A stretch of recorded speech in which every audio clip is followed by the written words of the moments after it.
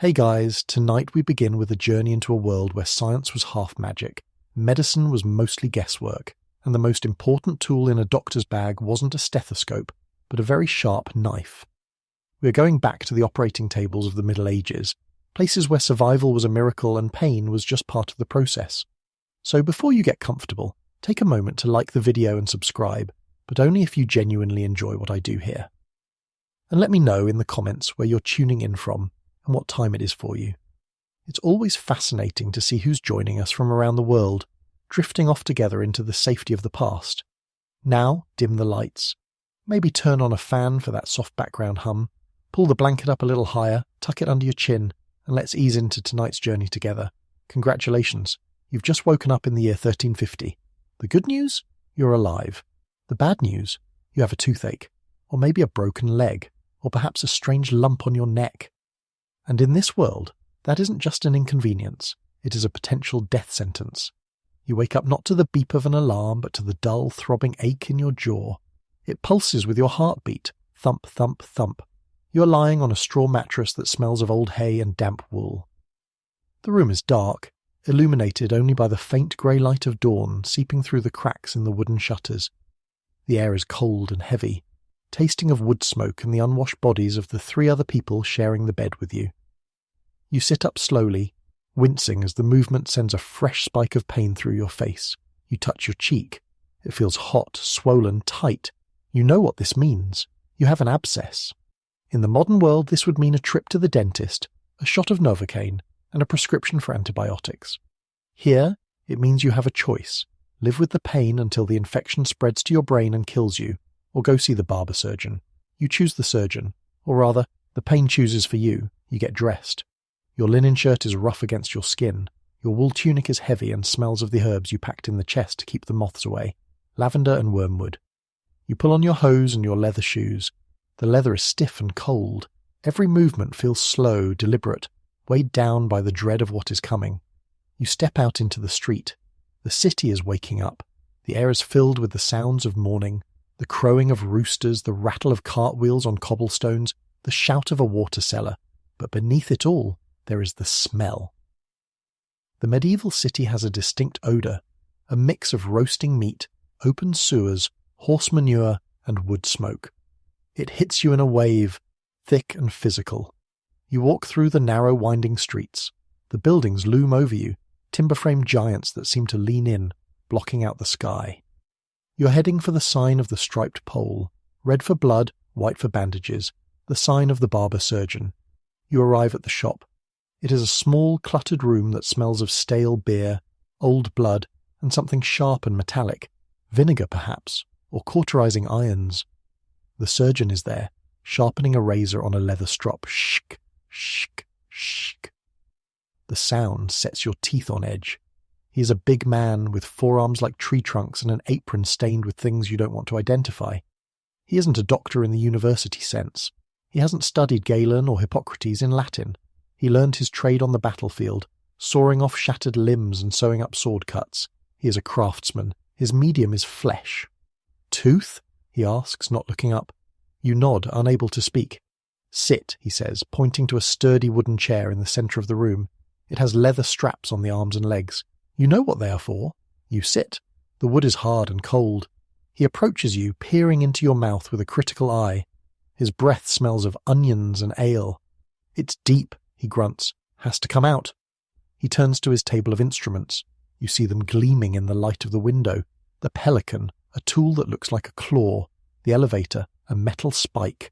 And the forceps, heavy iron pliers. There is no syringe. There is no numbing gel. There is just a bottle of strong wine on the table. Drink, he says, handing you a cup. You drink. It burns your throat, but it dulls the edge of your fear, just a little. Hold him, the surgeon says to his assistant, a young boy who looks bored. The assistant steps behind you and clamps his hands onto your shoulders. He pushes you down into the chair. The surgeon picks up the pelican. He forces your mouth open. The metal is cold against your inflamed gum. This will hurt, he says. It is not an apology. It is a statement of fact. He clamps the tool onto the tooth. You feel the pressure, and then he twists. The pain is white-hot, blinding, absolute. It fills your entire world. You try to scream, but your mouth is full of iron and blood. You hear a crack, the sound of the root snapping. And then, with a final brutal yank, it is over. He drops the bloody tooth into a bowl. He hands you a rag soaked in vinegar and salt. Bite down, he says. You bite. The salt stings, but the throbbing ache is gone, replaced by a sharp, raw wound. You're shaking. Sweat is pouring down your face, cooling rapidly in the draughty room. "That'll be 2 pennies, he says, wiping his hands on his apron. You pay him. You stumble out into the street, clutching your jaw. The sun is higher now. The world looks the same, but you are different. You have survived. You have faced the knife and walked away. But as you walk home, spitting blood into the gutter, you realize something terrifying. That was just a tooth. What happens if you break a leg? What happens if you need an amputation? What happens if you get an arrow in the chest? This is the world of medieval surgery. It is a world without anesthesia, without antiseptics, and without mercy. It is a world where the cure is often as dangerous as the disease. And tonight, we are going to explore every horrifying, fascinating, and strangely resilient corner of it. You survived the tooth extraction. Your jaw still throbs, a dull, rhythmic reminder of the violence done to your mouth, but the sharp, stabbing agony of the abscess is gone. You are one of the lucky ones. The wound didn't fester. The toothworm didn't return. You can eat again, albeit carefully, on the other side of your mouth. But let's say your luck runs out. Let's say you are a soldier, or a labourer, or just someone who stepped wrong on a slippery cobblestone. Let's say you have a compound fracture. In the modern world, a broken leg is a hassle. It means a cast, crutches, and 6 weeks of watching TV. In the Middle Ages, a compound fracture, where the bone breaks the skin, is a catastrophe. It opens the door to the invisible killers of the era, infection and gangrene. You're carried into the surgeon's workspace again. This time, you aren't walking. You're being dragged by 2 friends, your legs screaming with every bump in the road. They lay you on a wooden table. It is stained with dark, old blood that has soaked into the grain of the wood. There are no sterile sheets. There is just the table, hard and unforgiving. The surgeon examines the leg. He doesn't wash his hands. Why would he? Germ theory is 500 years away. He believes that pus is a sign of healing. Laudable pus, they call it.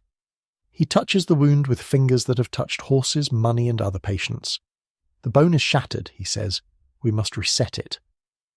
There is no X-ray. He has to feel the jagged edges of the bone through your muscle and skin. He presses down. You scream. The assistant holds you down. They might give you a piece of leather to bite on, a cliché that is grounded in the reality of needing something to stop you from biting your own tongue off. Or they might use a soporific sponge. This is the closest thing the medieval world has to anesthesia. It is a sea sponge soaked in a mixture of opium, mandrake, hemlock, and hyoscyamu. They hold it under your nose or put it in your mouth. The fumes make you dizzy, groggy, maybe even unconscious. But it is a dangerous cocktail. Too little, and you feel everything. Too much, and you never wake up. Mandrake and hemlock are poisons. The difference between medicine and murder is just a few drops. Let's assume the sponge works. You drift into a hazy, nightmare-filled sleep. The surgeon works fast. Speed is his greatest skill. He pulls the bone back into alignment. He might use a system of pulleys and ropes to stretch the leg if the muscles have contracted. The sound of bones grinding together is sickening. Crunch, pop, snap. Once the bone is set, he has to close the wound. He doesn't have sterile sutures. He uses thread made from animal gut, or silk if you're rich. Or he might use cauterization. He takes a hot iron from the brazier. It glows cherry red. He presses it against the bleeding vessels. The smell of burning flesh fills the room, acrid, sweet, and horrifying. It stops the bleeding instantly. It also kills the tissue and leaves a massive burn scar. But you are alive. He splints the leg with wooden boards and bandages it with linen soaked in egg whites or wine. The egg whites dry hard, forming a primitive cast. The wine acts as a mild antiseptic, though he thinks of it more as strengthening the limb. Now begins the waiting game. You are carried home. You lie in bed for months. If the wound gets hot and red, if you develop a fever, it means the fire has entered the blood. Sepsis. There is no cure for sepsis. You will deliriously burn up while your family prays to St. Roch. But if the laudable pus appears, thick and creamy, the surgeon is happy. He thinks it is the body expelling bad humours.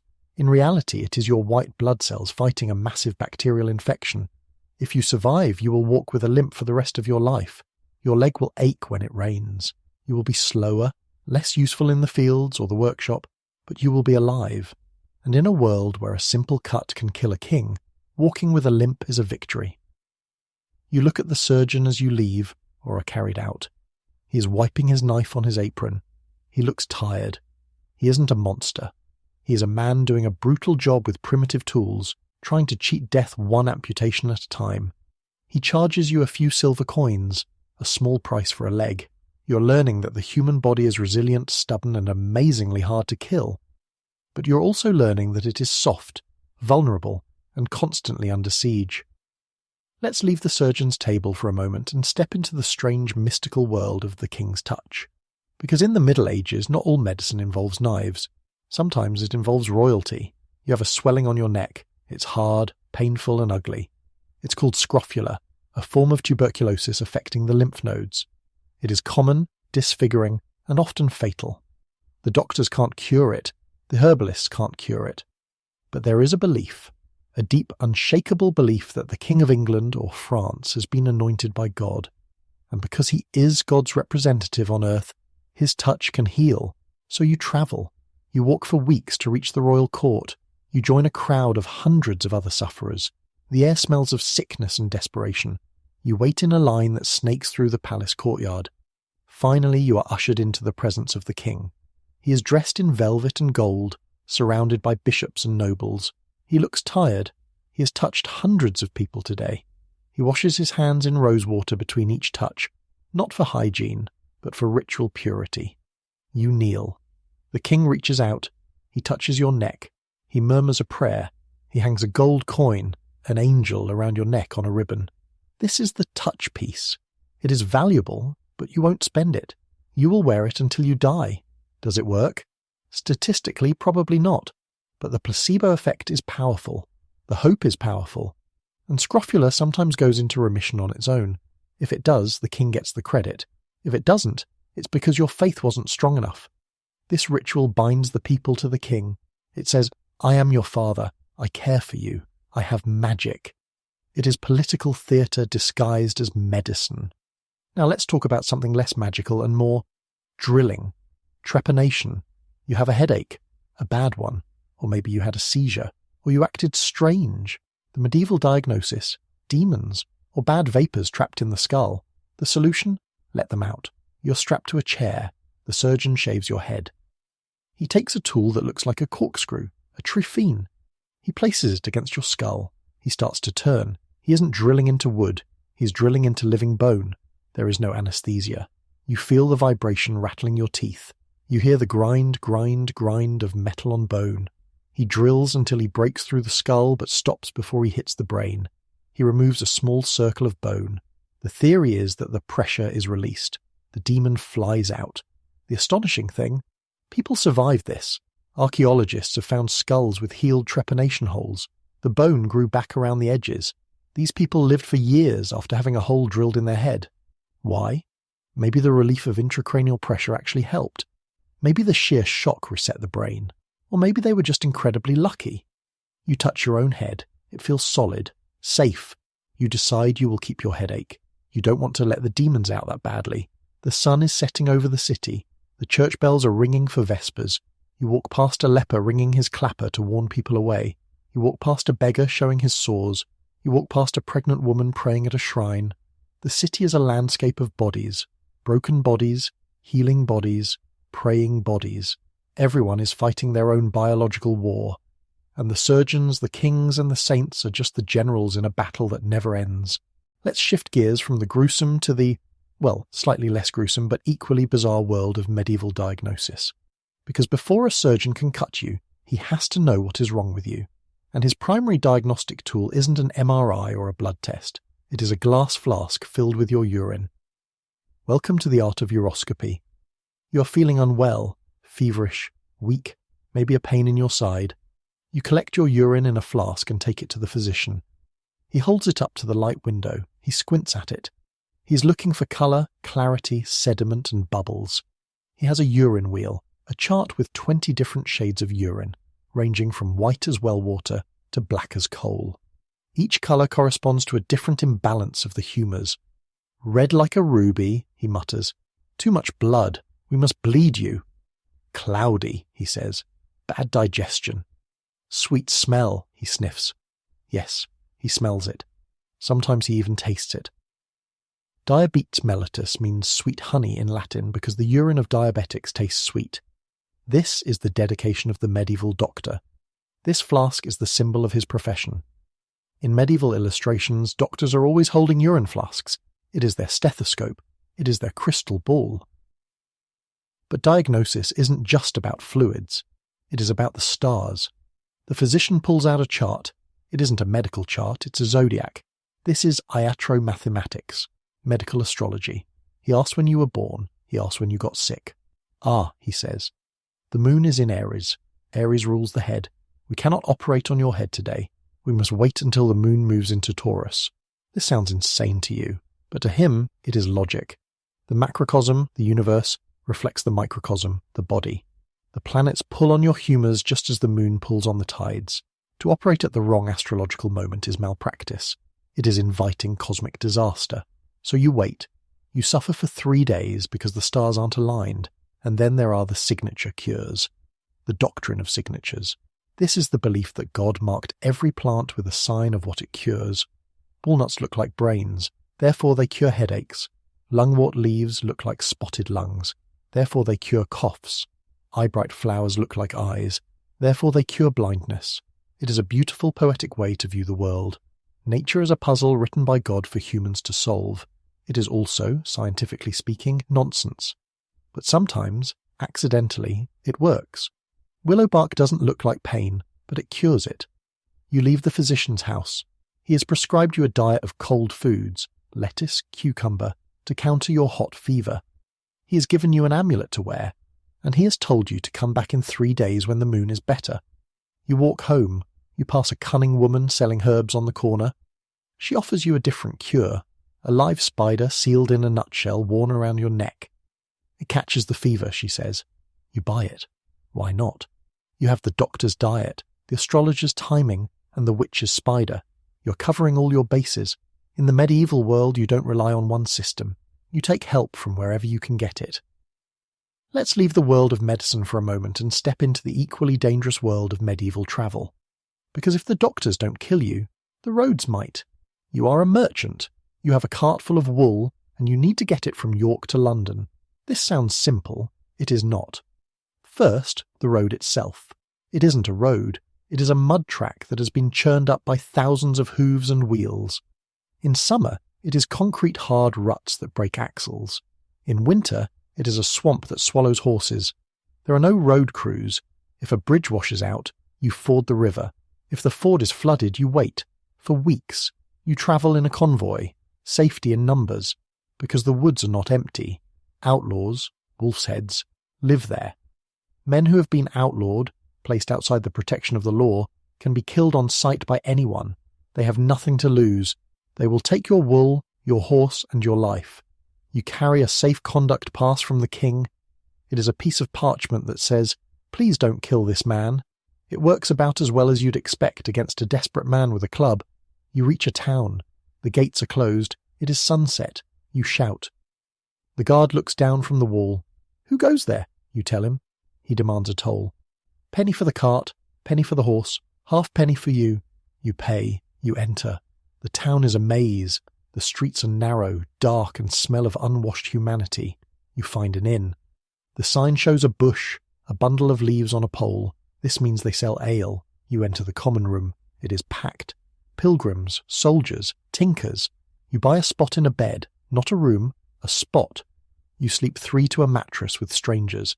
You sleep with your money pouch tied around your neck and your dagger in your hand. You wake up itching. Fleas. The innkeeper's tax. The next morning you leave. You pass a gibbet at the crossroads, a metal cage hanging from a post. Inside is a rotting corpse. It is a warning. This is what happens to thieves. You cross yourself and walk faster. Travel changes you. You see things. a fair where bear baiting is the entertainment, a monastery where monks chant in a language you don't understand, a village wiped out by plague, the houses standing empty and silent. You realize the world is huge, scary, and broken, but it is also connected. The wool you carry will become a cloak for a noble in France. The wine you drink came from Italy. The spices in your food came from lands so far away they might as well be the moon. You are part of a web. You are a single thread moving through the tapestry of the world. You reach London. The bridge is covered in houses. It is a city on a river. The noise is deafening. The smell is overpowering. But you made it. You survived the road. You sell your wool. You buy wine. You turn around and start the long walk home. Let's step away from the bustling city streets and into a place that is terrifyingly quiet. The leper hospital. You might think leprosy is a disease from the Bible, something ancient and distant.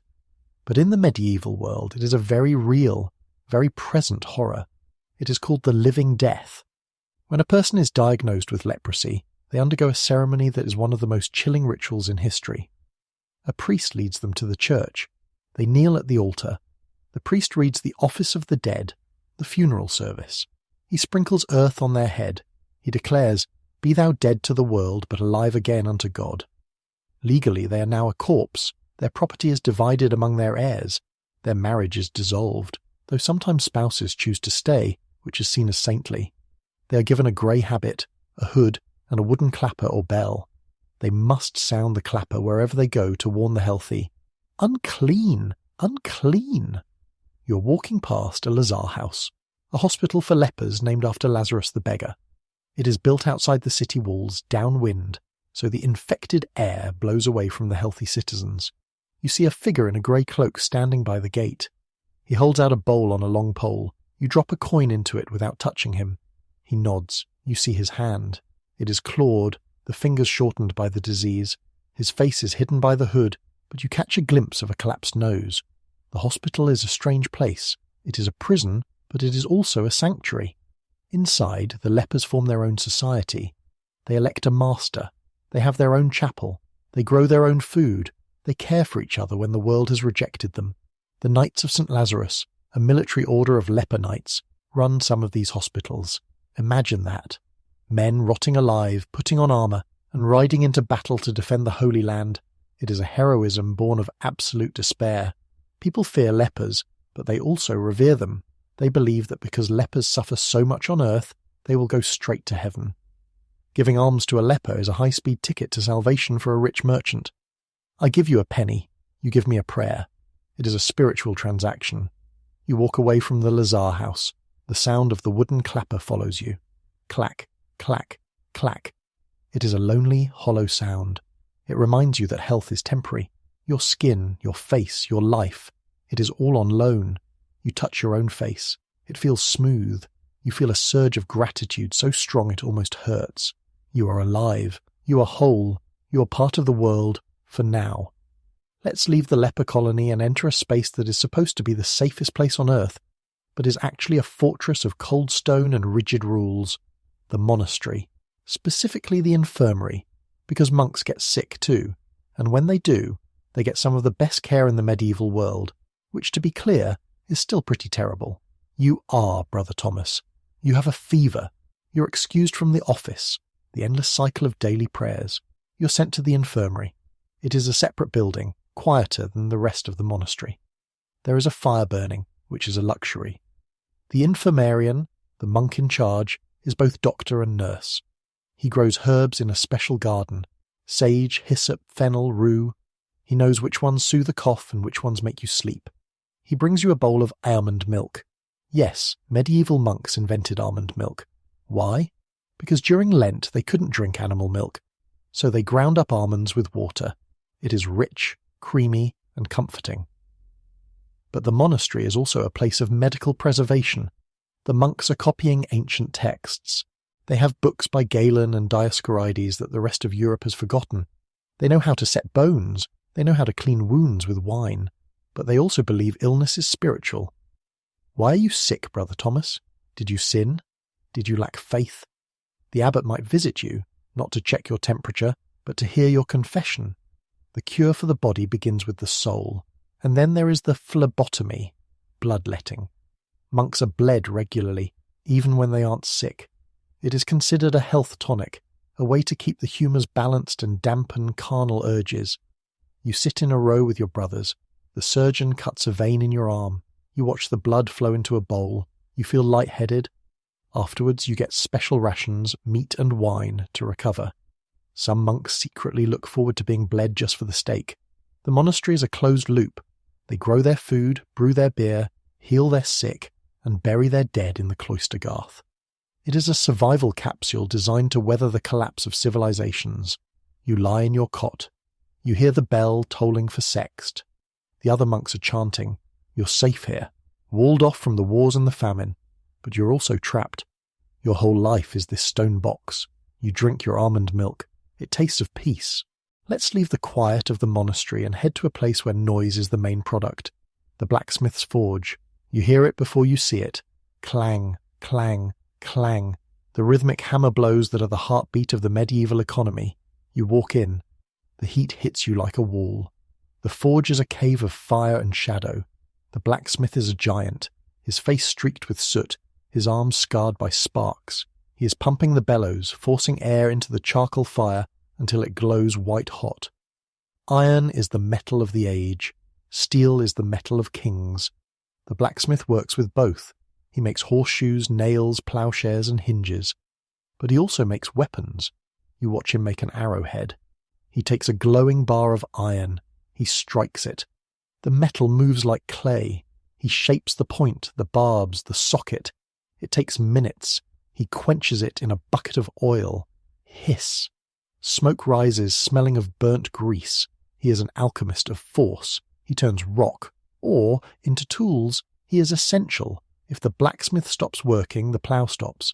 If the plough stops, the harvest fails. If the harvest fails, everyone starves. But he is also a dentist. Yes, if you have a tooth that needs pulling and you can't afford a barber surgeon, you come here. He has pliers. He has strong arms. He doesn't have anesthesia, but the heat of the forge is distracting. And he is a vet. He shoes horses, but he also treats their ailments. He knows how to lance a boil on a cow or set a dog's leg. The forge is a social hub. Men gather here to warm themselves in winter. They talk about the war, the harvest, the local lord. The blacksmith listens. He knows everything. He is the keeper of secrets and the maker of things that last. You pick up a nail. It is rough, square-headed, and heavy. It feels permanent. In a world where wood rots and cloth tears, iron endures. You walk out. The cool air feels shocking. You smell of smoke. You realize that civilization is built on fire and iron, and the man with the hammer is holding it all together. Let's leave the forge and venture into the forest. Not the pleasant, dappled woodland of fairy tales, but the deep, dense forest of the Middle Ages. The kind of place where maps stop and warnings begin. You are a charcoal burner. This is your office. You live here, in a hut made of turf and branches, miles from the nearest village. You're covered in soot. Your skin is permanently stained grey. You're the invisible engine of the medieval industrial revolution. Your job is to make charcoal. Why?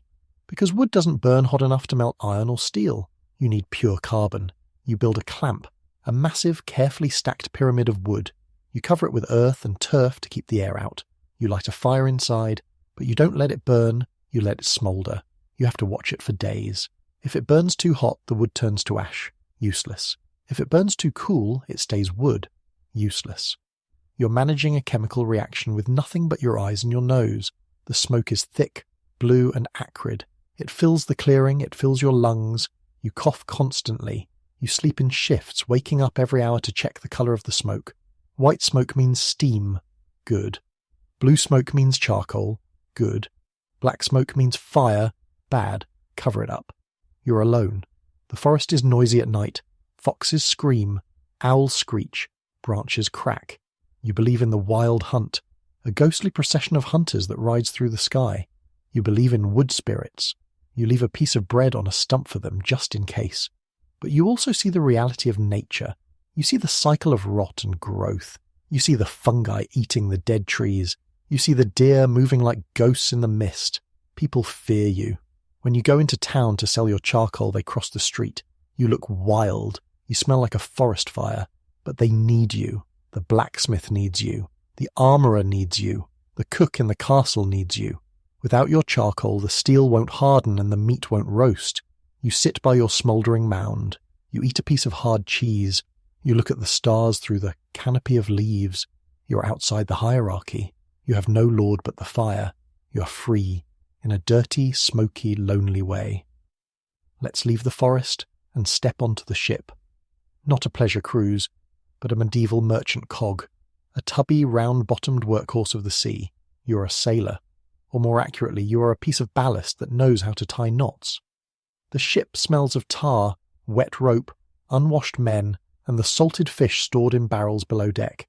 It is constantly moving. The deck rolls under your feet. If you get seasick, too bad. You vomit over the side and keep pulling the ropes. There is no GPS. The captain navigates by the stars, the sun, and the rutters, books of sailing directions passed down for generations. Sail north until the water turns green, then turn left at the big rock. It is navigation by poetry and guesswork. The danger is constant. Storms can smash the ship to splinters. Pirates can board you. But the silent killer is scurvy. Your gums bleed. Your old wounds reopen. You're tired all the time. You don't know it's because you haven't eaten a lemon in 3 months. You sleep on the deck wrapped in a rough wool blanket. If it rains, you sleep wet. If it freezes, you sleep frozen. But you see things no peasant ever sees. You see the cliffs of Dover. You see the markets of Bruges. You see whales breaching in the North Sea. You taste wine from Gascony and spices from the East. You are the internet of the Middle Ages. You carry news. The King of France is dead. The price of wool is up. There is a new pope. When you dock, people gather to hear your stories. You look at the horizon. It is a straight line separating the grey sea from the grey sky. It is endless. It is terrifying. It is freedom. You pull on a rope. The sail catches the wind. The ship groans and surges forward. You are moving. You are alive.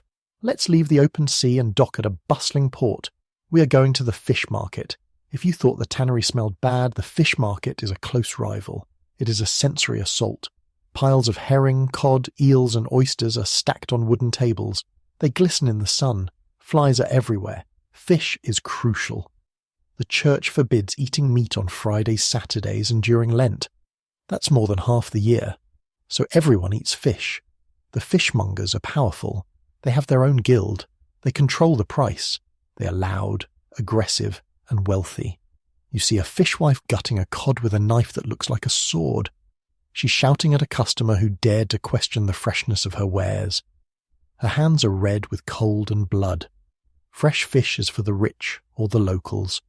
For everyone else, there is stock fish, cod that has been dried in the wind until it is hard as wood. You can keep it for years. To eat it, you have to beat it with a hammer and soak it for days. It tastes durable. Then there are the eels. The medieval world runs on eels. You pay rent in eels. You pay taxes in eels. Monasteries have massive eel ponds. They are slippery, nutritious, and everywhere. You buy a bucket of oysters. They are cheap food for the poor. You crack one open with a knife. You slurp it down. It tastes of salt and the sea. It is raw, primal protein. The market is slippery with slime and scales. You have to walk carefully. You see a cat snatch a herring and run. The fishwife throws a rock at it, but she misses. She laughs. This is the food chain in action. The ocean feeds the city feeds the guild feeds the king. And you just want dinner. Let's leave the slippery chaos of the fish market and head to a place of quiet, dusty reverence. The university.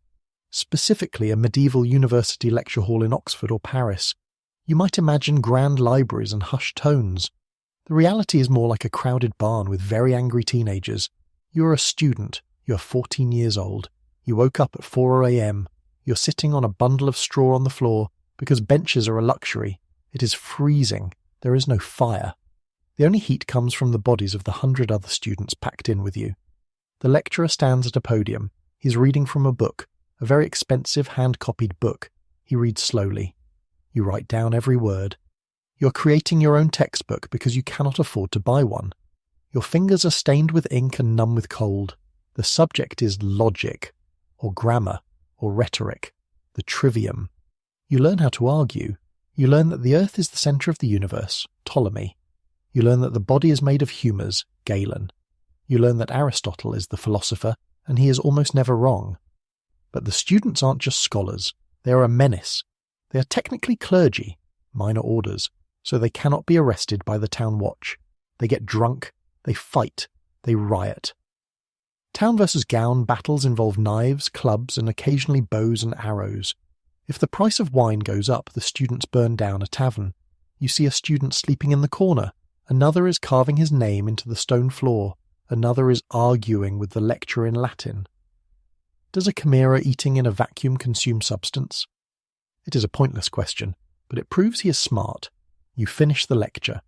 You have written 10 pages of notes. Your hand is cramping. You head to the tavern. You spend your allowance on ale. You argue about Aristotle. You feel important. You are the future intellect of Europe, even if you are currently drunk and sleeping on straw. Let's leave the rowdy students and go to a place where silence is not just a rule, but a lifestyle. The Beginnage. You might not have heard of this. It isn't a convent. It is a city within a city populated entirely by women. You enter the gates. Inside it is a different world. Neat rows of small brick houses, a green courtyard, a chapel. The women here are beguines. They are not nuns. They haven't taken permanent vows. They can leave and get married if they want. But for now, they choose to live together, work together, and pray together. Why? Because for a medieval woman, the options are limited. Marriage, risky childbirth, subservience, or the convent, locked away forever. The beguinage is the third option. Independence. These women work, they weave lace, they brew beer, they nurse the sick, they keep their own money. They answer to no man. Not a husband, not a father, not a bishop, which drives the bishops crazy. You see a woman sitting in the sun making lace. Her fingers move like lightning. The bobbins click-clack like tiny wooden bones. She is creating something delicate and beautiful that will be sold for a high price. It is peaceful here. No shouting, no drunken brawls, just the rhythm of work and prayer. But it is precarious. The church is suspicious. Women living alone, without male supervision, they must be heretics. They are constantly investigated. Some are burned at the stake for having mystical visions. But they persist. They create a space of female autonomy in a world that denies it. You walk past a garden. They are growing medicinal herbs. They are self-sufficient. You realize that this is a radical act. Living a quiet, productive life on your own terms is the ultimate rebellion. Let's leave the quiet beginnage and step into the most violent sport in history, the joust. You are at a tournament. The noise is incredible. Trumpets blare, horses scream, the crowd roars. The smell of horse sweat, roast meat, and adrenaline fills the air. You're a squire. Your job is to keep your knight alive. You polish his armor with sand and vinegar until it shines like a mirror. You check the straps. If a strap breaks, he falls. If he falls, he gets trampled. The knight mounts his horse. He's a tank. He wears 60 pounds of steel plate. He can barely see through his visor. He holds a lance, a 12-foot pole of solid ash tipped with iron. He charges. The ground shakes. Thud, thud, thud. He hits the opponent. Crack! The lance shatters. Splinters fly into the crowd. The other knight is thrown from his horse. He hits the ground with a sound like a bag of wrenches being dropped from a roof. The crowd goes wild. Ladies throw scarves. Men bet money. But this isn't just a game. It is training for war. It is also a business. If your knight wins, he gets the loser's horse and armor. A good horse is worth a fortune. A knight can get rich on the tournament circuit. Or he can die. A splinter through the eye slit, a crushed chest. You run out onto the field. You grab the bridle of the horse. You check your knight. He is dazed, but grinning. He won. Tonight there will be a feast. You will serve him wine. You will clean the mud off his armor. You will sleep in the stable with the horses. But for a moment, in the dust and the noise, you felt the power of it. The collision of metal and muscle. The sheer, glorious stupidity of charging at another man with a stick. Let's leave the glorious violence of the tournament and step into the most powerful room in the medieval world, the court. You are a servant. You are invisible. You carry a jug of wine through the great hall. The room is vast. The walls are hung with tapestries to keep out the draughts. The floor is covered in rushes and fragrant herbs. The air smells of rosemary, wood smoke, and expensive perfume. The king is eating. He sits on a dais, raised above everyone else. He is served by nobles. Even his cupbearer is a duke. To serve the king is an honour, but the court is a shark tank everyone is plotting. The man smiling at the king is secretly funding a rebellion. The woman flirting with the prince is a spy for France. The bishop is poisoning the earl's reputation. You see a whipper, a servant whose job is to keep the dogs from stealing food from the tables. He carries a whip. He uses it. You see the sewer, the man who tastes the king's food for poison. He takes a bite. He waits. Everyone watches. He doesn't die. The king eats. It is a performance. The clothes, the manners, the music. It is designed to show power. I am rich. I am strong. I am God's anointed. But you see the cracks. The king looks tired. His hands shake. The queen is pale. The court jester makes a joke about the king's taxes, and for a second the laughter is too loud, too forced. You pour the wine. You keep your head down. In the court, invisibility is safety. If you are noticed, you are used. If you are used, you are discarded. You slip out through the kitchen door. The cool night air hits you. You breathe. You're just a servant, but you are free in a way the king never will be. Let's leave the court and head somewhere darker, louder, and infinitely more dangerous. The dungeon. You might imagine a dungeon as a place with dragons and treasure. In reality, it is a hole in the ground. An oubliette, from the French oublier, to forget. You are a jailer. You don't live in the dungeon, but you work there. It smells of damp earth, unwashed bodies, and despair. There are no cells with bars, there are pits. You lower food down in a bucket. If the prisoner has money, you lower good food. If they don't, you lower bread that is mostly sawdust. Prisons aren't for punishment. They are for holding people until trial. Punishment is public. Stocks, whipping, hanging. Prison is just the waiting room, but sometimes people are forgotten. Political prisoners, rivals, people the king doesn't want to kill but doesn't want to see. You hear them down there, scratching at the walls, praying, singing, going mad. You have keys, huge, iron keys. They are heavy. They represent power. You can open a door or you can leave it locked, but you are trapped too. You spend your days in the dark. You breathe the same bad air. You are the keeper of the forgotten. You walk up the spiral stairs. The light hurts your eyes. You're glad to be out. But you know you have to go back down. The dungeon is always hungry. Let's leave the damp darkness of the dungeon and step into the chaotic, vibrant world of the Pilgrim's Trail. You're on the road to Santiago de Compostela, or maybe Rome, or Jerusalem. You wear a rough cloak, a wide-brimmed hat, and the scallop shell badge of the pilgrim. You carry a staff. Why are you walking? Maybe you sinned. Maybe you promised God you would walk if he saved your sick child. Maybe you just wanted to see the world before you died. The road is crowded. You meet people from everywhere. A knight doing penance for killing too many people, or the wrong people. A merchant looking for new markets. A widow looking for a new husband. You stay in hospitals, hostels run by monks. They give you a bed, straw on the floor, and a meal, soup. You wash your feet. This is a ritual. Christ washed the feet of his disciples. The monks wash yours. It is humbling. But the road is dangerous. There are false pilgrims, thieves dressed as holy men who will cut your throat for your penny. There are wolves. There are floods. You see a bridge. It is broken. You have to ford the river. The water is freezing. You hold your staff high. You slip. A hand grabs you. A stranger pulls you up. Godspeed, he says in a language you don't speak, but you understand. You reach the shrine. It is a cathedral. It is gold and light and incense. You touch the relic. You feel something. Relief? Or just the satisfaction of having finished. You buy a badge, a lead souvenir. You pin it to your hat. It says, I was here. I survived. You turn around.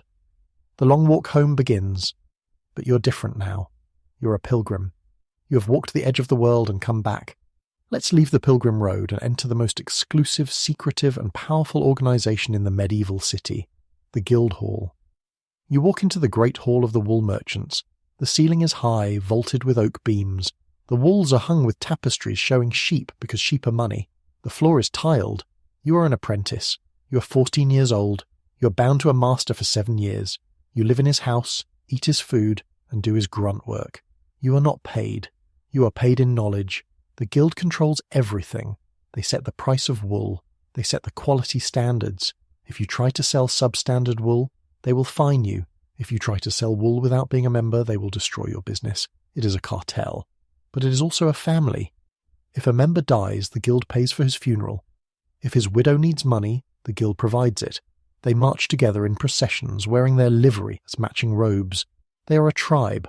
You're learning the mystery, the trade secrets, how to grade wool, how to negotiate with Italian buyers, how to spot a dishonest shepherd. But tonight is a feast, the feast of the shearers. The tables are groaning with food, roast beef, capons, wine. You serve your master. You watch the powerful men of the city eat. You see the mayor. He is a guild member. You realize that the king might rule the land, but the guilds rule the money. And money is power. You dream of the day you will present your masterpiece, the work that proves you are ready to be a master. You dream of wearing the livery. You dream of sitting at the high table. But for now you pour the wine. You keep your ears open. You learn. Because in the guild, knowledge is the only currency that matters. Let's leave the political power of the guild hall and step into the spiritual power of the hermitage. You're walking through a dense forest. You find a small cave or perhaps a rough wooden hut. Inside lives a hermit. He has a beard that reaches his waist. He wears rags. He eats berries and roots. He has not spoken to another human being in years. Why? Because he believes society is corrupt. He believes the city is a trap. He has chosen solitude to get closer to God.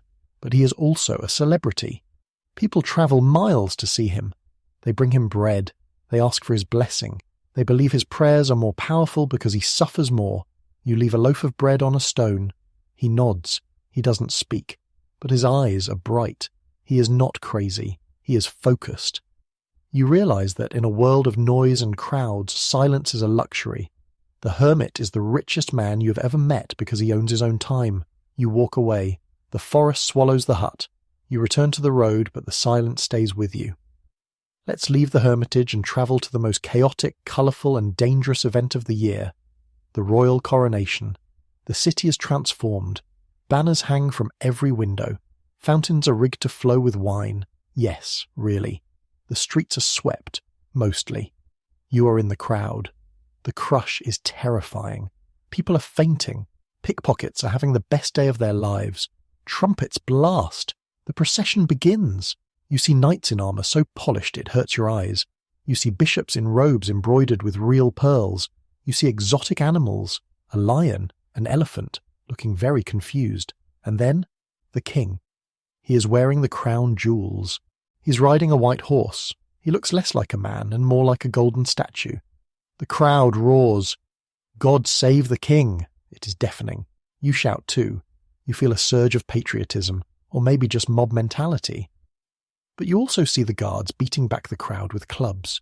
You see the poor begging for coins the king throws. You see the reality of power. The king is divine, but his soldiers are brutal. The procession passes. The wine fountains run dry. The banners are taken down. The city goes back to being grey and muddy. But you have a story. I saw the king, you will tell your grandchildren. He looked like the sun. It is a memory that will keep you warm on cold nights. The day the world was gold. Let's leave the grandeur of the coronation and return to the simple, brutal reality of the medieval harvest. It is August. Lammas. Loaf Mass. The time of the first harvest. The fields are golden. The wheat stands tall. But it won't harvest itself. Everyone works. Men, women, children, the elderly. If you can walk, you work. You have a sickle. It is a curved blade. You bend over. You grab a handful of wheat stalks. You slice. Swish, swish, swish. Your back screams. Your hands are cut. The sun beats down on your neck. You're sweating so much your tunic is soaked. But there is joy too. The harvest home. When the last sheaf is cut, there is a celebration. The Lord gives a feast. There is fresh bread, cheese, and ale. People dance. You see a corn dolly, a figure woven from the last stalks of wheat. It holds the spirit of the corn. It will be kept in the house all winter to bring luck. You look at the full barns. You have enough grain to survive the winter. You feel a deep, primal satisfaction. The earth has provided. You have worked hard, and you have won another year of life. The sun sets. The fields are bare stubble. The air is cooling. Autumn is coming, but tonight you feast. Let's leave the fields and enter the quiet, dusty world of the medieval apothecary. You're sick. Not plague sick, but a lingering cough that won't go away. You enter the shop. It smells of dried herbs, wax, and strange, earthy things. The apothecary is mixing a potion. He grinds ingredients in a mortar. Horehound for the cough, honey to soothe the throat, and crushed earthworms? For the vitality, he says. You drink it. It tastes terrible, but you believe it will work. Medicine is part science, part faith. You see jars on the shelf. Mummy powder, ground up ancient Egyptian mummies, thought to cure bleeding. Unicorn horn, probably narwhal tusk, thought to cure poison. The apothecary is a bridge between the natural world and the human body. He knows the secrets of the plants. He knows that willow bark stops pain and that foxglove slows the heart. You pay him a few coins. You leave with a jar of ointment. You feel better just having it. In a world of uncertainty, the apothecary offers a small jar of hope. Let's leave the apothecary and step into the courtroom of the Inquisition. It is cold. It is stone. It is serious. You are a witness. A neighbour has been accused of heresy. She talks to her cat, they say. She knows too much about herbs. The inquisitors are Dominican monks. They are educated, calm, and terrifying. They believe they are saving souls. They believe that pain can extract truth. You see the instruments, the rack, the strappado. They are mechanical, precise. They are designed to break the body without killing it. You answer the questions carefully. She's a good neighbour, you say. She goes to church. You're sweating. In this room, words are weapons. A wrong word can send someone to the stake. The inquisitor nods. He writes in his book. The scratching of the quill is the loudest sound in the room. You're dismissed. You walk out into the sunlight. You feel sick. You realise that fear is the most powerful tool of control. You go home. You look at your own cat. You wonder if she's watching you. You decide to be very, very careful. Let's leave the fear of the Inquisition and step into the most unexpected place in the medieval world. The University of Bologna. You are a law student. You are 20 years old. You have travelled across the Alps to be here. The lecture hall is crowded. Students from all over Europe are shouting in Latin. They are debating Roman law. They are arguing about the nature of justice. The professor is a celebrity. He wears a red robe. He reads from the digest of Justinian. He explains that law is not just the king's whim. It is a system. It is logic. You take notes on wax tablets. Later, you will copy them onto parchment. You are building a library in your mind. But student life is rowdy. You drink wine in the taverns. You fight with the town watch. You form nations, groups of students from the same country who protect each other. You realize that the university is a new kind of power. It is not the church. It is not the crown. It is the power of the mind. You walk home through the dark streets of Bologna. You hear students singing Gaudeamus igitur. Let us rejoice while we are young. You are young. You are learning. You are part of the intellectual awakening of Europe. Let's leave the noise of the university and return to the silence of the night. You are back in your own bed, under the heavy wool blanket. The fire has died down to embers. The house is still. But before you sleep, let's think about the invisible threads that hold this medieval world together. It isn't just kings and castles. It is the complex web of obligations. The serf owes labour to the lord. The lord owes protection to the serf. The merchant owes taxes to the king. The king owes justice to the people. It is a world of hierarchy, yes. But it is also a world of mutual dependence. No one survives alone. The baker needs the miller. The miller needs the farmer. The farmer needs the blacksmith. You think about the people you have met on this journey. The surgeon with his terrifying tools, the monk with his beautiful books, the tanner with his foul-smelling vats, the pilgrim with his hopeful heart.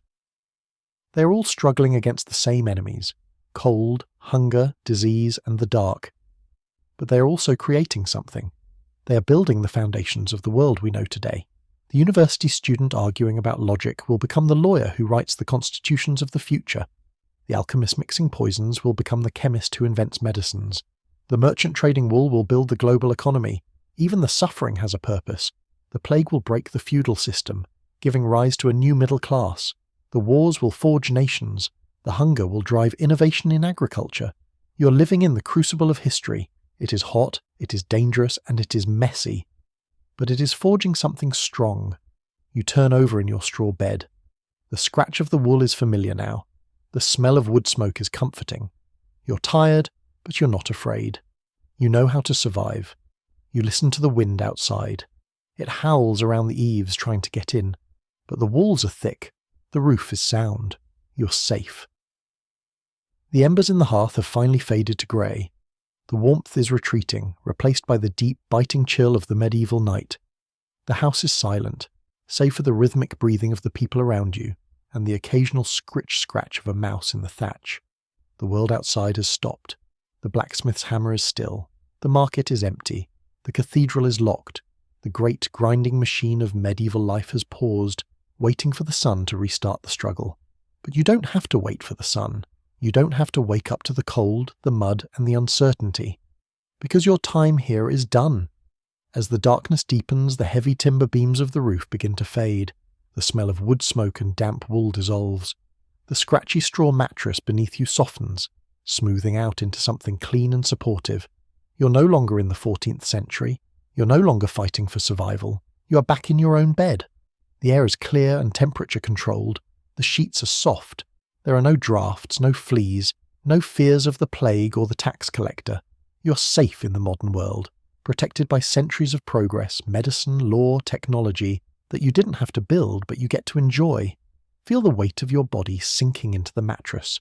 Your legs, tired from walking the muddy roads, are heavy and relaxed. Your hands, unclenched from holding tools or weapons, are open and still. The tension of the medieval day has left your shoulders. You don't have to worry about the harvest. You don't have to fear the winter. You don't have to pray for a safe journey. You just have to sleep.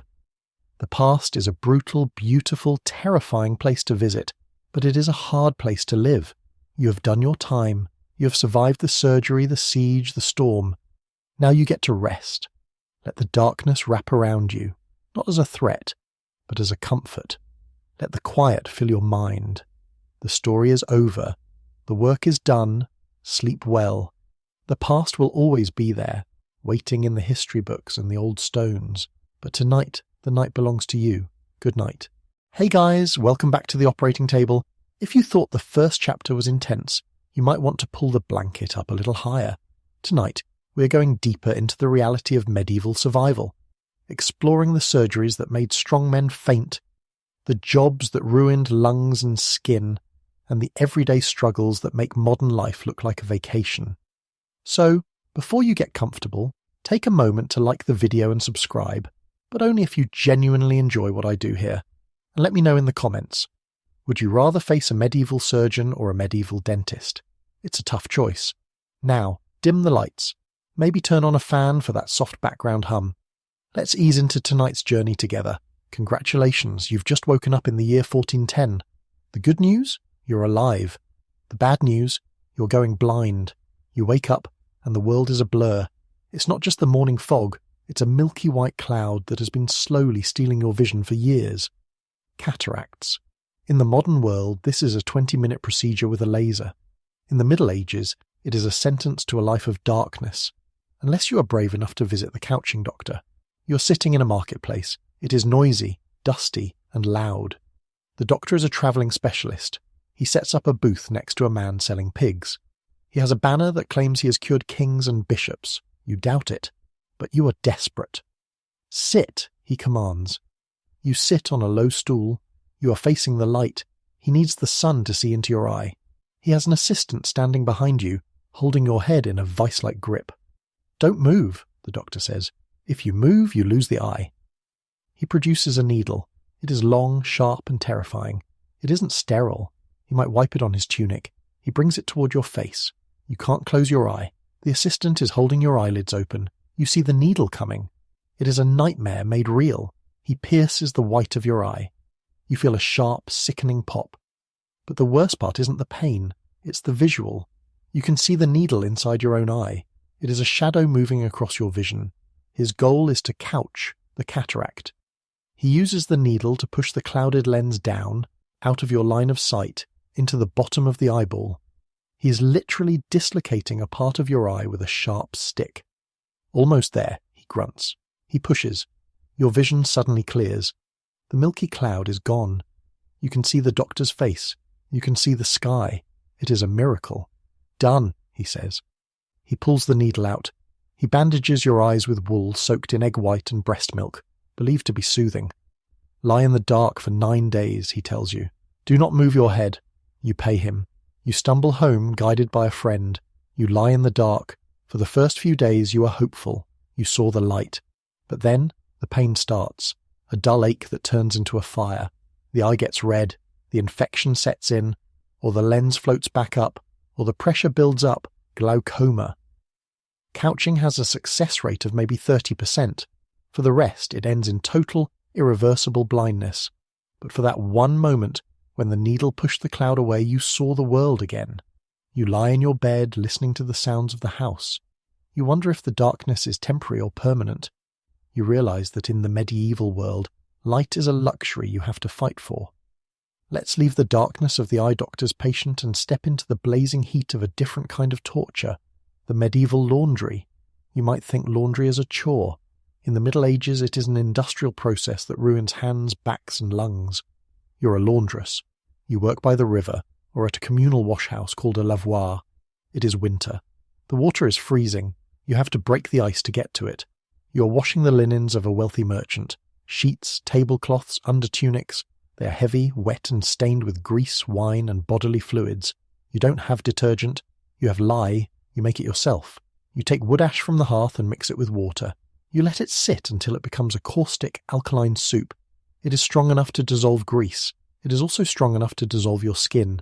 Your hands are red, cracked, and bleeding. The lye bites into every cut. This is washerwoman's hands, a permanent condition of dermatitis and chemical burns. You scrub the cloth against a wooden board or a smooth stone. Scrub, scrub, scrub. It is repetitive, back-breaking motion. You kneel on the cold ground for 12 hours a day. For the whites, you use urine. Yes, again with the urine.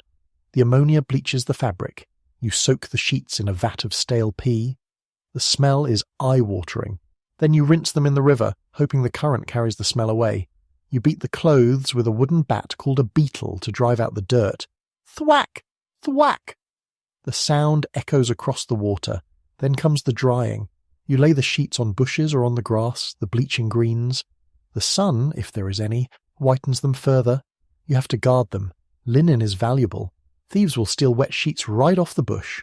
You're exhausted. Your back is locked in a permanent stoop, but you are proud. You make the dirty clean. You turn the filth of the city into snowy white perfection.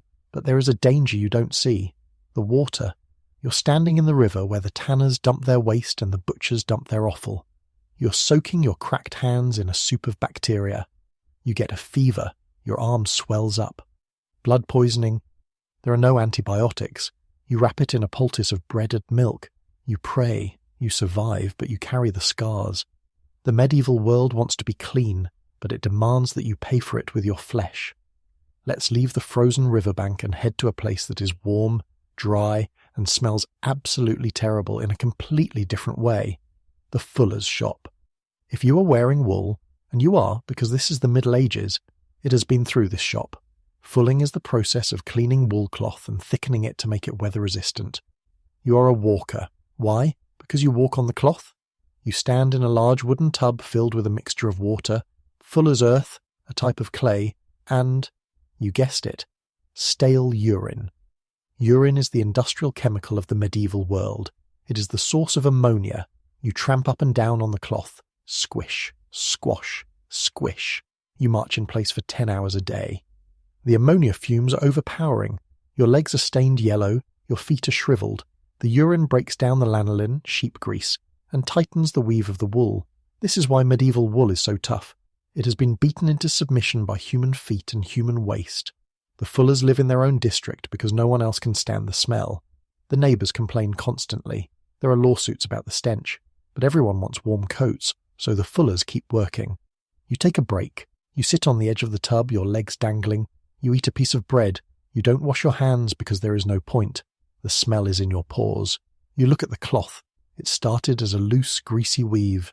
Now it is tight, dense, and felt-like. It will keep a shepherd warm in a blizzard. It will keep a sailor dry in a storm. You're creating survival gear, but the cost is your dignity and your sense of smell. You stand up.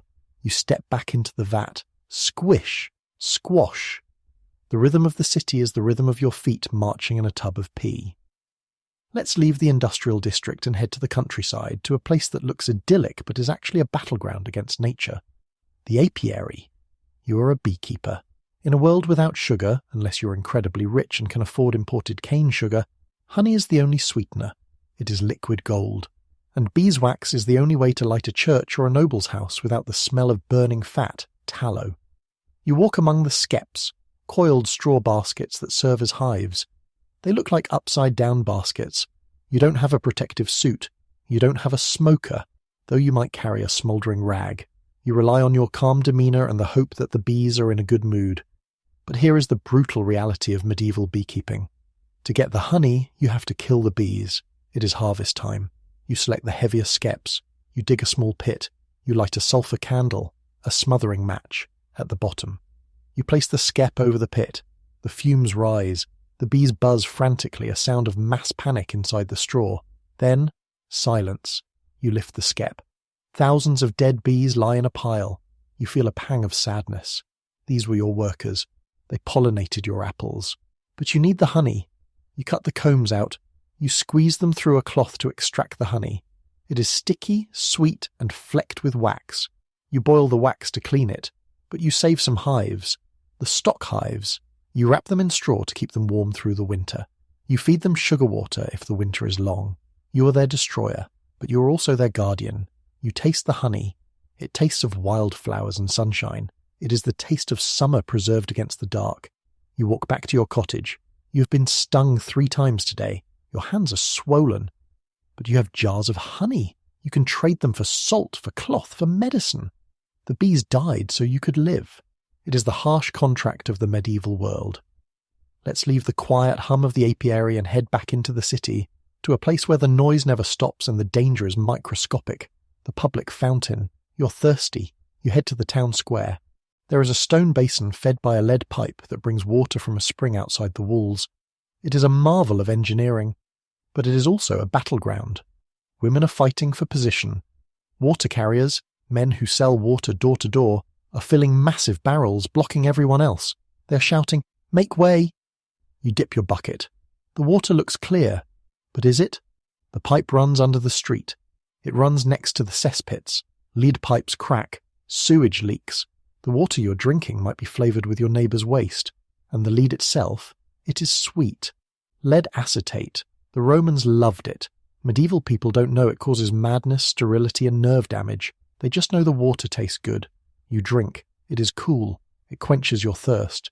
But you notice something. The water carriers have dropsy, swollen limbs. They are dying young. The rich drink wine. The monks drink ale. The poor drink water. Water is free, but it has a hidden cost. You watch a dog lap from the overflow. You watch a child splash in the mud. You realize that the most essential element of life is also the most dangerous. You carry your bucket home. It is heavy. Your shoulder aches. You will boil it with herbs to make pottage. The fire will kill the bugs. The herbs will mask the taste. You survive another drink. Let's leave the contaminated water fountain and step into the warm, dusty and incredibly loud world of the miller. You see the windmill on the hill, its sails turning slowly in the breeze, or perhaps the watermill by the river, the wheel churning the dark water. The miller is the gatekeeper of food. You cannot eat bread unless he grinds your grain. You walk in. The air is white with flour dust. It coats everything, the beams, the floor, the miller's eyebrows. It is explosive. If a spark from a lantern hits a cloud of flour dust, the whole mill can blow up. The miller works in a powder keg. The noise is deafening. The massive millstones, the runner and the bedstone are grinding together. Rumble, grind, rumble. The floor vibrates. You hand over your sack of grain. The miller weighs it. He is notorious for taking a thumb, pressing his thumb on the scale to cheat you, or taking too much multure, his fee taken in flour. He is the villain of every medieval folk tale. The miller has a golden thumb, they say, meaning he is rich from stealing. But he is also a master mechanic. He knows how to dress the stones, carving grooves into the rock to keep them sharp. He knows how to adjust the gears made of apple wood. He harnesses the wind and the water. You watch the flour pour out of the chute. It is warm from the friction. It smells of toasted nut. You pay the toll, you take your flour, you check the sack to make sure he hasn't mixed in chalk or sand. You trust him, but you verify. You walk out. The white dust clings to your clothes. You look like a ghost, but you have the raw material of life in your hands. Let's leave the dusty mill and head to a place of frantic, chaotic activity that smells of burning hair and molten metal, the farrier's stall. You might think a farrier is just a blacksmith. Wrong. A blacksmith makes tools. A farrier is a mechanic for the most important vehicle in the medieval world, the horse. You are standing in the stall. It is open to the street. A massive destrier, a war horse, is tied to the post. It is nervous. It stamps its hoof, shaking the ground. It weighs 1,500 pounds and it is scared. The farrier is a brave man. He lifts the horse's leg. He places it between his knees. He is now in the kill zone. If the horse kicks, he dies. He uses a buffer to trim the hoof. He uses a rasp to smooth it.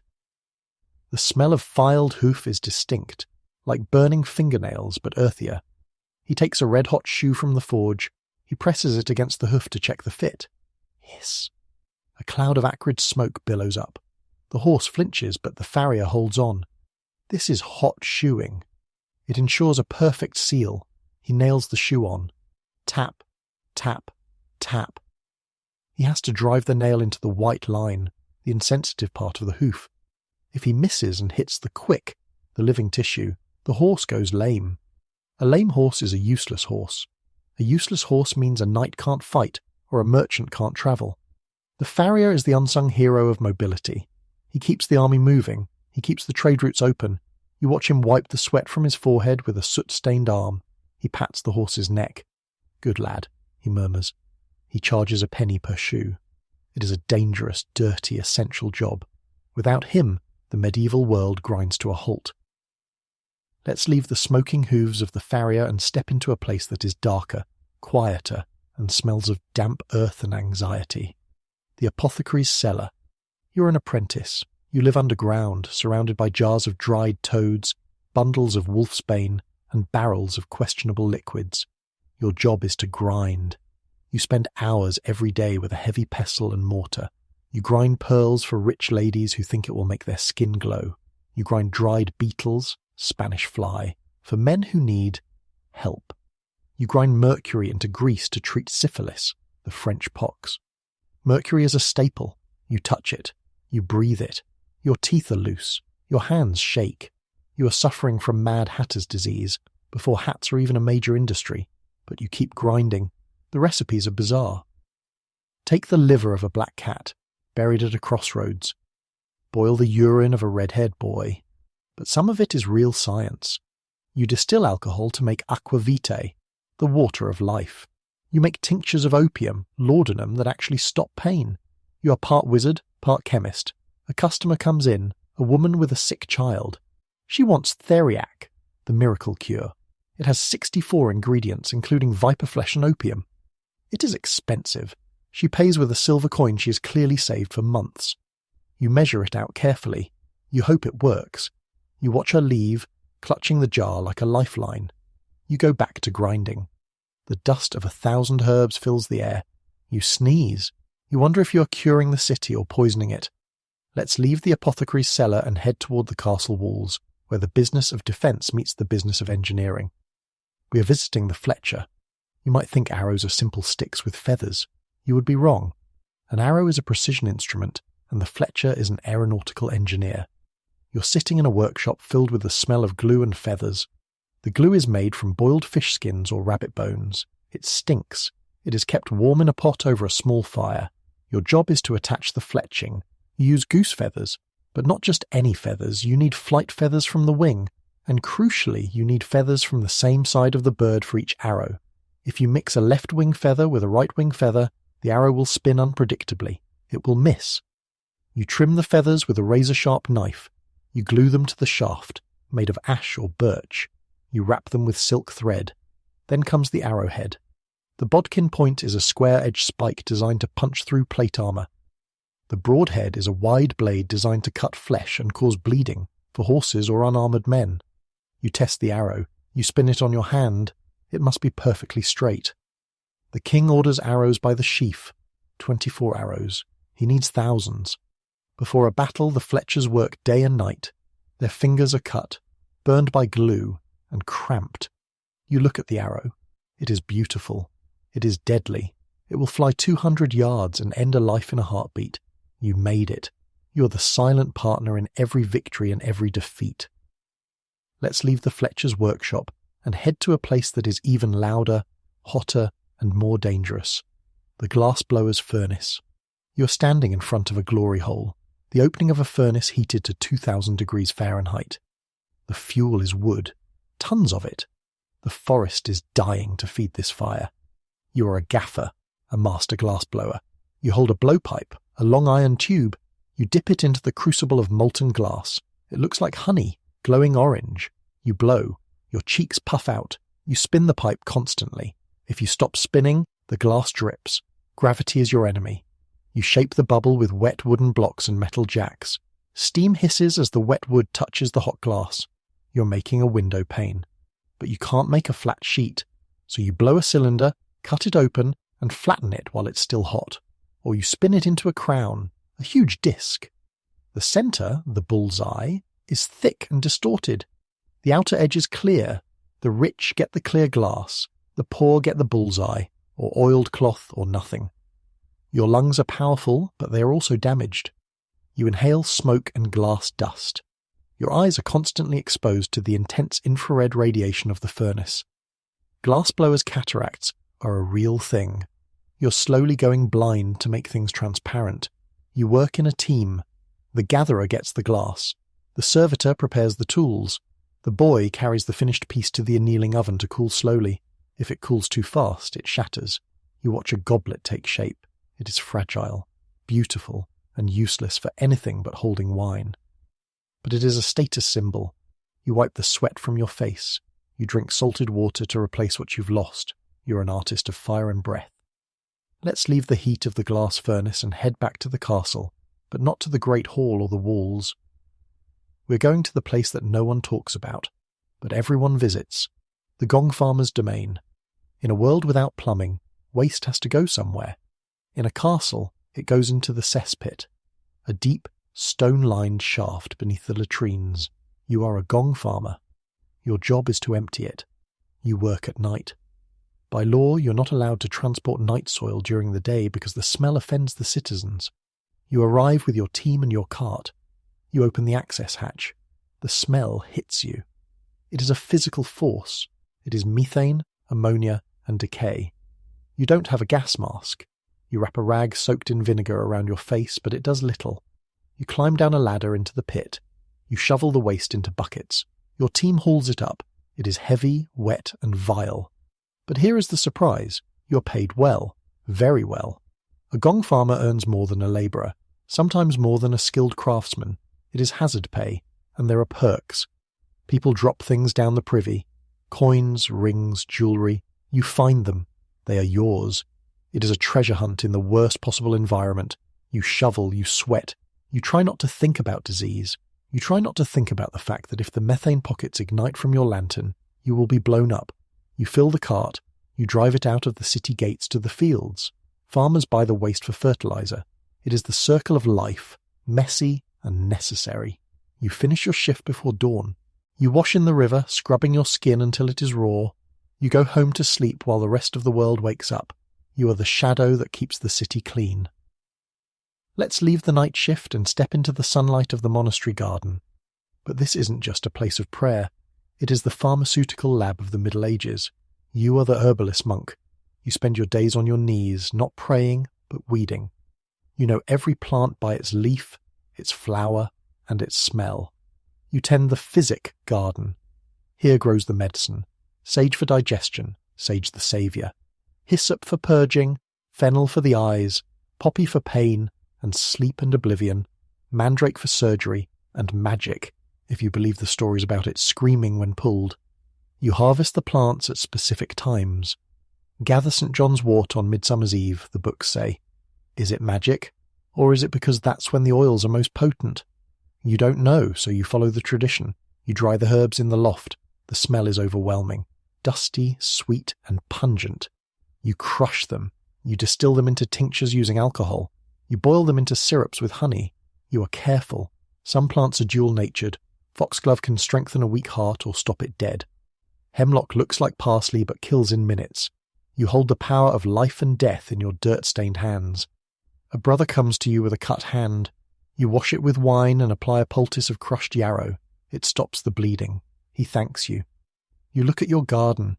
It is ordered, symmetrical, and beautiful. It is God's pharmacy. You are just the librarian. Let's leave the quiet order of the garden and head back into the city, to a place where order is imposed by force, the court of pea powder. You might think courts are slow, deliberate places. Not this one. The name comes from the French pieds poudrés, dusty feet.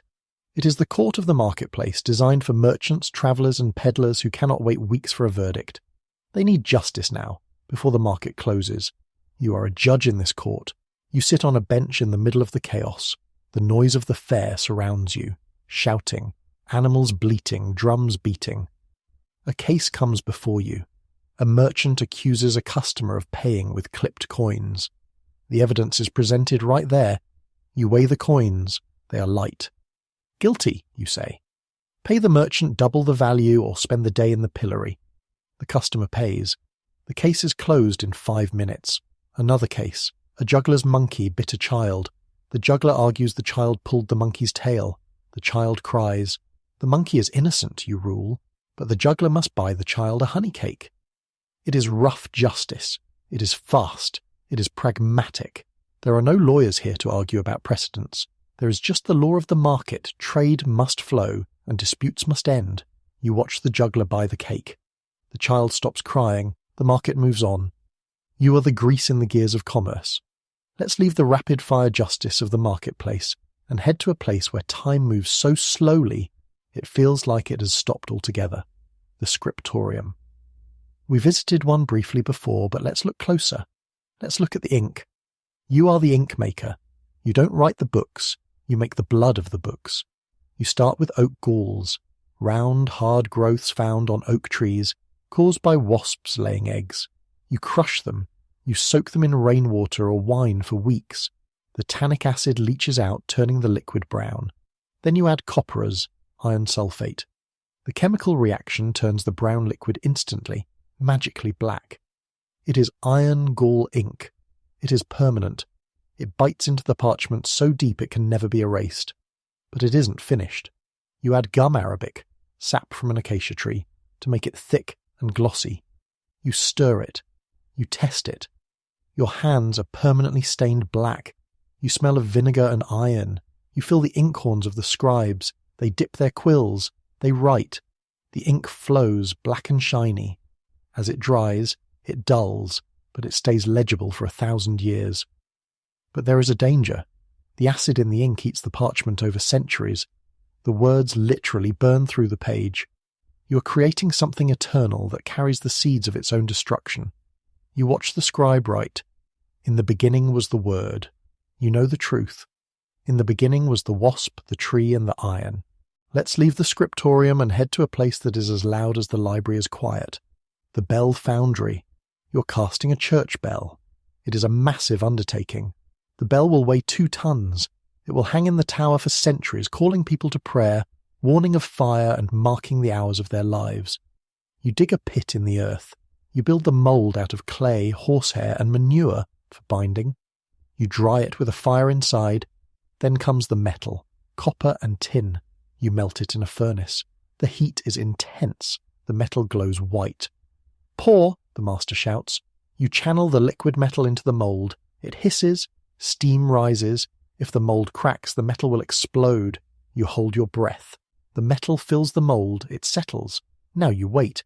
It takes days to cool. When it's ready, you break the mould. The bell emerges, dull and rough. You polish it. You tune it. You strike it with a hammer. Bong. The sound is deep, rich, and perfect. It vibrates in your chest. It is the voice of God made of bronze. You hoist it up the tower. It takes 20 men and a system of pulleys. When it is finally hung, the whole town celebrates. They name the bell Gabriel or Big Tom. You look up at the tower. You made that voice. You will be dead and gone, but your bell will keep ringing. Let's leave the bell tower and descend into the chaotic, smelly, and strangely intimate world of the medieval barber surgeon. We met him earlier, pulling a tooth, but his job description is much broader. He's the handyman of the human body. You enter his shop. It smells of soap, old blood, and singed hair. There is a striped pole outside, red for arterial blood, white for bandages, and sometimes blue for venous blood. He is shaving a merchant. He uses a razor that looks like a small axe. He uses hot water and soap. He scrapes the beard off with terrifying speed. One slip and he cuts the jugular. But he doesn't slip. He is a master of the blade. But then a knight walks in. He has an arrow wound in his leg. The barber puts down the razor. He picks up a probe. He digs into the wound. He finds the arrowhead. He pulls it out with forceps. Squelch. He pours boiling wine into the hole to clean it. The knight grunts but doesn't scream. Screaming is for peasants. Then the barber sews it up. He uses a curved needle and thread made of silk. He stitches skin like it is fabric. He bandages it. Keep it dry, he says. Change the linen daily. The knight pays him. The barber wipes his hands and goes back to shaving the merchant. He cuts hair. He pulls teeth. He sets bones. He lances boils. He's the only person in the city who touches everyone, from the king to the beggar. He knows the anatomy of the city better than anyone. Let's leave the barber surgeon wiping his blade and enter a place of frantic energy and constant motion, the coaching inn. You are a traveller. You have been riding for days. Your horse is tired. You are tired. You pull into the courtyard of the inn. It is chaos. Grooms are running to take the horses. Stable boys are pitching hay. The innkeeper is shouting orders. You enter the main room. It is warm. A fire is roaring. A pig is turning on a spit, dripping fat into the flames. The smell is heavenly. You pay for a room. You share it with 3 other travellers, but you get a bed. A real bed with a feather mattress. It feels like a cloud after days in the saddle. You eat. Roast pork, bread, ale. You talk to the other travellers. A messenger from the king. A merchant from Venice. A friar on a pilgrimage. You hear rumours. The Scots are raiding the border. The plague is in Bristol. The price of wine is going up. The inn is the nerve centre of the kingdom. It is where information is exchanged. It is where the road meets the rest of the world. You sleep. You dream of the road ahead. But for tonight, you are safe. You are fed. You are warm. Let's leave the warmth of the inn and head to the one place in the medieval world where even kings must tread carefully. The Forest of the King. This is the royal hunting forest. It isn't just trees. It is a legal designation. Forest law applies here, and it is brutal. You're a forester. Your job is to protect the king's deer. You patrol the woods. You look for poachers. If you catch a man killing a deer, the punishment is blinding or castration. If you catch a man cutting down a tree, he loses a hand. The forest is beautiful. Ancient oaks, dappled sunlight, herds of deer moving silently through the fern. But it is also a place of fear. The peasants hate the forest law. They cannot hunt here. They cannot gather wood here. They starve while the king's deer get fat, so they poach. They set snares at night. They use silent dogs. They are desperate. You find a snare. You disable it. You track the footprints. You find a peasant's hut. You see a deerskin drying on the roof. You have a choice. You can arrest him, and his life is over. Or you can look the other way. He offers you a haunch of venison. You're hungry too. The king is far away. You take the meat. You walk away. The forest keeps its secrets. You realize that in the woods, the only law is survival. Let's leave the dangerous, whispering forest and return to the structured, predictable, yet equally perilous world of the city wall. You're a guard. Not a knight, just a man with a pike and a helmet that doesn't fit quite right. Your job is to stand on the wall and look out. For what? Anything. An approaching army. A merchant caravan. A fire in the suburbs. It is night. The wind is biting. You wrap your cloak tighter. You look down at the moat. It is dark water, reflecting the stars. The wall is the boundary of the known universe. Inside there is law, trade, and firelight. Outside there is chaos, bandits, and the unknown. You hear a noise, a scratching. You lean over. Someone is trying to scale the wall, a smuggler trying to avoid the toll, or a thief. Halt, you shout. The figure drops back into the darkness. You hear footsteps running away. You don't chase them. Your job is the wall. You're the skin of the city. If you fail, the city bleeds. You pace back and forth. You watch the sun rise over the distant hills. You have survived the night watch. The gates open. The world floods back in. Let's descend from the wall and step into a place that is loud, hot, and smells of fermentation. The bakery. But not the bakery we saw before. This is the ship's biscuit bakery. It is an industrial operation. They are making hardtack for the Navy. You are a kneader, but you don't use your hands. The dough is so stiff, so dry, to prevent mold at sea, that you have to use a brake, a heavy wooden lever that smashes the dough. You jump on the lever. Thud, thud, all day. The biscuits are baked twice. Biscuit means twice cooked. They come out hard as rocks. You can literally use them as building material. Sailors will soak them in brine or stew to eat them. Sometimes they find weevils inside. They call them miller's meat. You are making the fuel of exploration. Without these rock-hard discs of flour and water, ships couldn't cross the ocean. Columbus, Magellan, Drake, they all sailed on your biscuits. You are covered in flour, you are tired, but you are part of the engine that is opening up the world. Let's leave the bakery and head to a place where time is measured not in hours, but in stitches. The tapestry workshop. You are a weaver. You sit at a massive loom.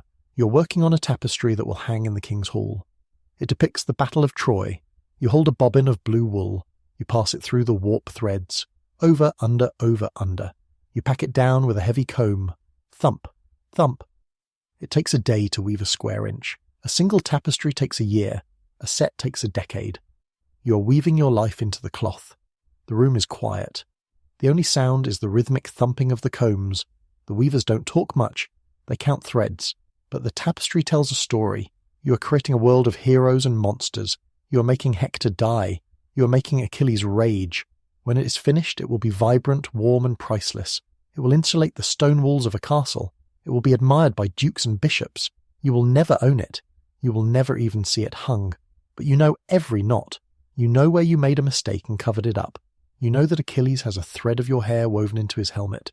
You are the silent narrator of history. Let's leave the tapestry loom and step into a place that is loud, hot, and smells of sulphur and innovation. The cannon foundry. This is the cutting edge of medieval technology. The end of the castle era is being born right here. You are a mold maker. You're building the shape of a gun. You use clay, wire, and wax. You have to get it perfect. If the barrel is uneven, the cannon will explode and kill everyone nearby. The furnace is roaring. Bronze is melting. It is an alloy of copper and tin. The ratio has to be exact. Too much tin, it's brittle. Too much copper, it's soft. Pour. The liquid fire flows into the mold. The heat is unbearable. You shield your face. The ground vibrates. When it cools, you break the clay. The cannon emerges. It is ugly, rough, and menacing.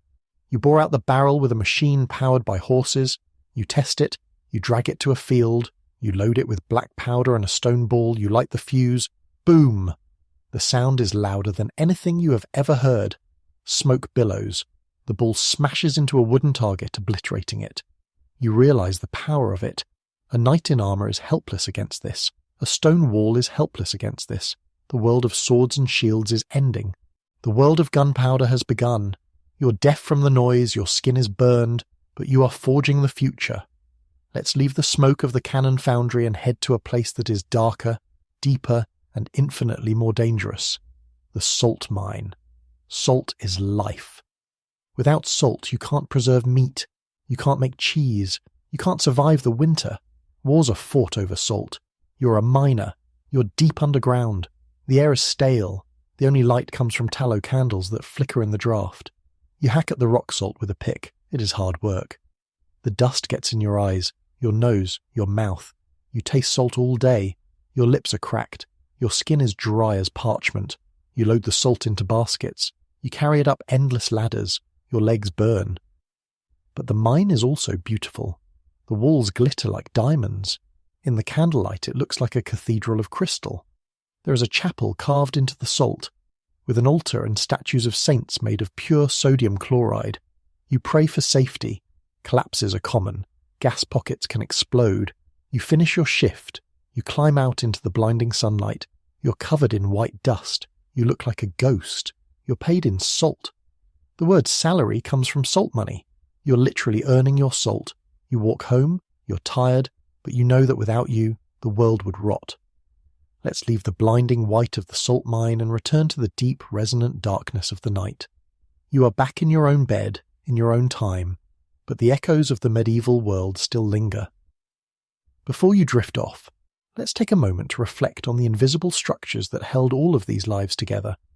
We've seen the physical dangers, the surgery, the plague, the siege. But what about the mental landscape?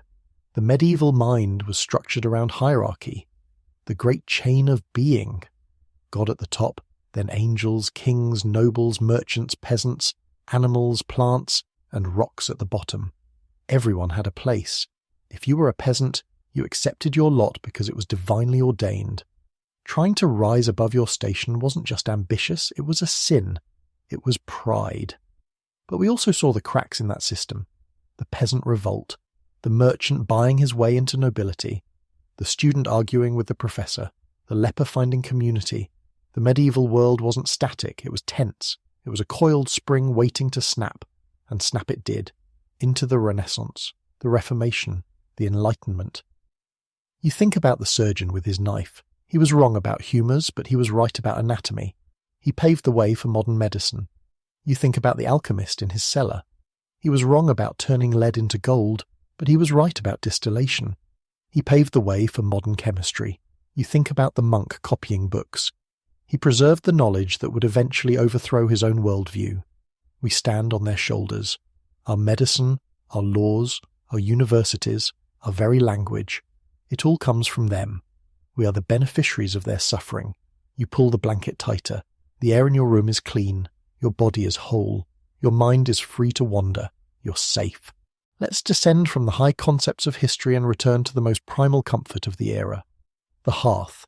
You are back in your home. The heavy wooden door is barred against the night. The shutters are closed against the wind. The only light comes from the central fire, which has burned down to a bed of glowing red coals. This fire is the heart of your existence. It cooked your pottage. It dried your wet wool cloak. It kept the frost from killing you. In a world of cold stone and damp earth, the hearth is a small captive piece of the sun. You sit on a three-legged stool staring into the embers. The heat radiates against your shins. The smell is specific, peat smoke or apple wood, distinct and earthy. You watch the sparks rise up the chimney, vanishing into the soot. They look like tiny stars. And speaking of stars, you know they are out there, wheeling overhead in the great crystal spheres of the Ptolemaic universe. You believe the planets are making music, the music of the spheres, a harmony so perfect that human ears cannot hear it. You believe the night sky is a clockwork mechanism built by God to tell time and fate. It is a comforting thought. The universe is not empty, it is full, it is ordered. Even the chaos of the city, the mud, the noise, the pain, is part of a larger plan, even if you can't see it from where you sit. The house is quiet now. The animals in the byre have settled. The children are asleep, a tangle of limbs under a sheepskin. Your spouse is breathing rhythmically in the darkness. You feel the fatigue in your bones. It is a good kind of tired. It is the exhaustion of having done the work. You survived the surgeon. You survived the market. You survived the day. You take a poker and bank the fire. You cover the coals with ash to keep them alive until morning. The glow fades to a dull warmth. The shadows in the room lengthen and merge. You stand up. Your joints crack. You move toward the bed. The straw rustles as you climb in. The wool is scratchy, but it is warm. You pull the covers up to your chin. You listen to the wind outside. It is searching for a way in, scratching at the thatch, rattling the door. But it cannot reach you. You are a fortress. You close your eyes. The medieval world dissolves into the soft grey fog of sleep. The last ember in the hearth finally winks out, surrendering to the inevitable grey of the ash. The warmth retreats, pulling back into the stone, leaving the room in absolute, heavy silence. The medieval world has stopped moving. The hammer is still. The surgeon's knife is sheathed. The great, grinding wheel of history has paused for the night. But you don't have to wait for the morning bell. You don't have to wake up to the cold floor, the smoky air, or the fear of what the day might bring, because your time here is done. As the darkness deepens, the heavy timber beams of the roof begin to dissolve. The smell of wood smoke and old wool fades away, replaced by the scent of clean air. The scratchy straw mattress beneath you smooths out, becoming soft, supportive, and perfectly level. You're no longer in the 14th century. You're no longer fighting for survival. You're back in your own bed. The air is clear. The temperature is controlled. There are no drafts, no fleas, no barber surgeons waiting with rusty pliers. You're safe in the modern world, protected by centuries of science, medicine, and comfort that you didn't have to invent but you get to enjoy. Feel the weight of your body sinking into the mattress.